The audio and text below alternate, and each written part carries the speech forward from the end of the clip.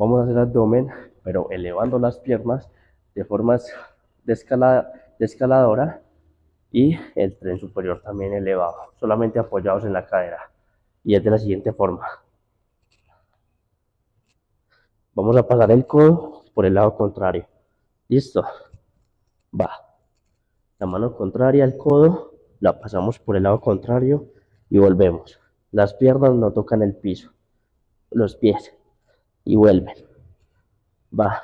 Entre más abajo, más difícil.